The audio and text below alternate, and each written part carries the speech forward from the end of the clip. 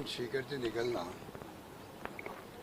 Budget की 89% स्वीकृति निकल गई, 74% काम इम्प्लीमेंट हो गए, 4 बजट पेश मैंने किए।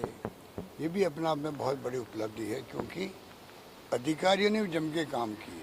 फाइनेंस डिपार्टमेंट ने भी कोई कहना चाहिए कि आगे बढ़ कर के स्वीकृति दी, तब जा कर के आज मेरे पास कोई आते हैं MLA, तो MLA कहते हैं कि साहब पहली बार ऐसा हो रहा है जो कि आपने खाली घोषणा नहीं करी है बल्कि स्वीकृति निकल रही है, काम शुरू हो गए हमारे क्षेत्रों के अंदर, सैंक्शन निकल रही है, सड़कें बन रही है, कॉलेज खोल रही है, बिल्डिंग बन रही है। कहने का मतलब पहली बार मैं देख रहा हूँ जो MLA मिलने आते हैं वो शिकायत कर ही नहीं रहे हैं। फिर भी रिव्यू इसलिए करना पड़ता है जिससे कि बड़ी बड़ी योजना ऐसी भी हैं जिसके बारे में कितनी प्रोग्रेस हुई है, क्या आगे प्लानिंग है। बाई एंड लार्ज मुझे अच्छा लगा कि हमारे यहाँ की ब्यूरोक्रेसी बहुत कमिटेड है और चीफ सेक्रेटरी बराबर मीटिंग लेती रहती हैं, मॉनिटरिंग होती रहती है, स्मूथली काम चल रहा है और मुझे पूरा विश्वास है कि अगले दिसंबर तक और हम प्रोग्रेस कर पाएंगे।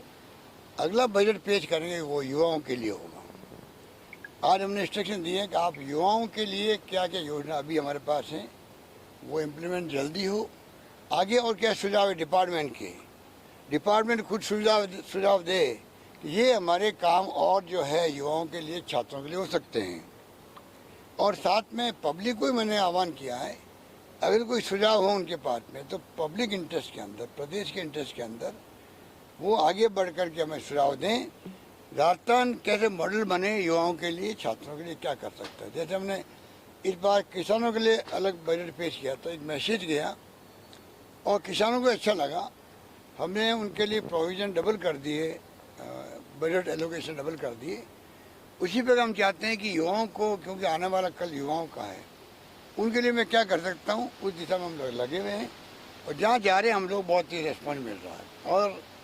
और तो ग्रामीण ओलंपिक जो है राजीव गांधी के नाम से वो एक्स्ट्राऑर्डिनरी माहौल बना गया है। युवाओं को लगा कि नहीं हमारे लिए सरकार सोच रही है। स्पोर्ट्स सेक्टर में हम आगे बढ़ना चाहते हैं। हमारे यहाँ के खिलाड़ियों को हमने रिजर्वेशन दिए नौकरी के अंदर, आउट ऑफ टर्न सर्विस दी हम लोगों ने, पेंशन के प्रोविजन कर दिया उनके लिए, अवार्ड की राशि बढ़ा दी, 3 करोड़ 2 करोड़ 1 करोड़ बढ़ा दी है। चारों ओर से मैं समझता हूँ स्पोर्ट्स के अंदर भी काफ़ी अच्छा काम हो रहा है। हमारी यूनिक जो योजनाएं हैं या फैसले हैं, जो OPS का फैसला है, प्राइम मिनिस्टर मोदी जी को हमने रिक्वेस्ट करी है, आप इन योजनाओं को जरा सोचिएगा। हमारी योजनाएं, चाहे वो OPS की घोषणा हो, चाहे चिरंजीव स्वास्थ्य बीमा योजना हो जो शायद हिंदुस्तान में है ही नहीं, बाहर के मुल्कों में मेरे ख्याल नहीं होगी।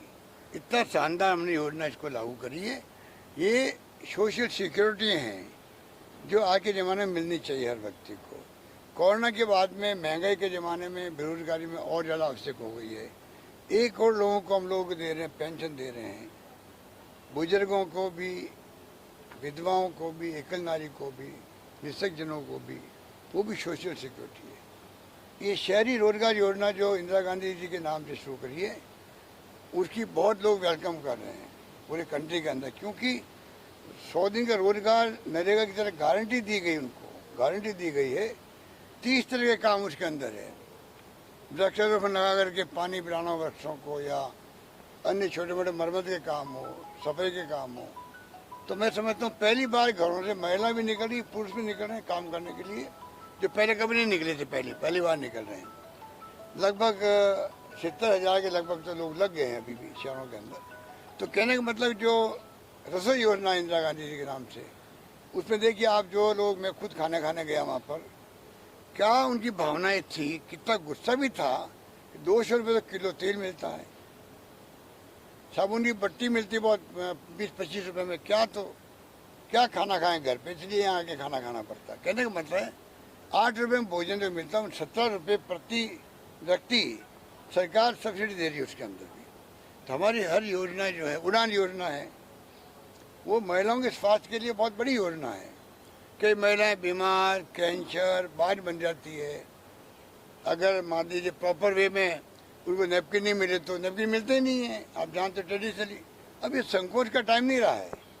एक मेरे पत्रकार मित्र ने मुझे कहा, मेरी बेटी ने मुझे कहा है कि पापा नैपकिन लेके आना। ये इस बात का द्योतक है। अब महिलाएं, बच्चे छात्र समझ गए हैं कि संकोच की बात नहीं होनी चाहिए। जो प्रकृति की देन है उसके आधार पर हमें चलना पड़ेगा। तो तमाम हमारी योजना यूनिक योजना है। और मैं समझता हूँ कि नरेगा मैंने 25 दिन एक्स्ट्रा कर दिए स्टेट गवर्नमेंट फंडिंग से, तो कितना बड़ा लाभ उनको मिल गया है।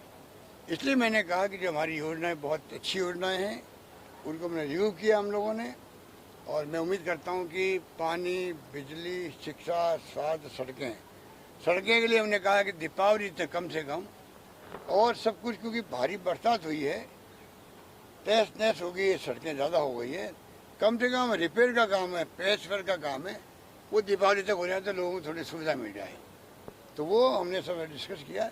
मैं समझता हूँ कि आने वाले वक्त में हम लोग सब मिल करके जो बजट घोषणा मेरी है वो पूरी होगी। सोशल सिक्योरिटी पर आपका बहुत फोकस रहता है, सोशल सिक्योरिटी पर आगे आगामी बजट में भी ऐसी कोई स्कीम और आ रही है जिससे? देखिए, मैंने कहा पब्लिक के लिए बजट को हम लोग पब्लिक के डोमेन में रख के बात करना चाहते हैं। पब्लिक हमें सुझाव दे। वैसे हम प्री बजट मीटिंग करते हैं हर वर्ग के साथ में, आपको मालूम है।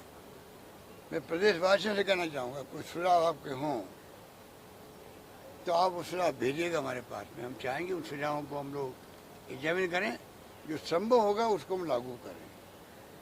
ये भी हम कर सकते हैं। सर, क्या बजट पहले आ सकता है जनवरी या फरवरी में?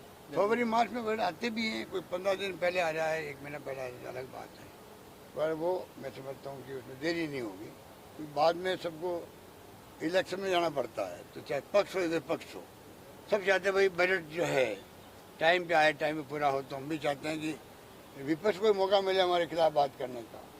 डेमोक्रेसी है, अपनी बात वो कहे, हम अपनी बात कहेंगे, हमारी उपलब्धि बताएंगे, जनता फैसला करेगी क्या करना है। हम चाहेंगे हमारी सरकार रिपीट वापस हो इस बार। मेरा अनुभव है जब रिपीट नहीं हुई है तो तकलीफ आई है, तमाम योजना ठप कर देती है। बीजेपी की सोच ही हुई है।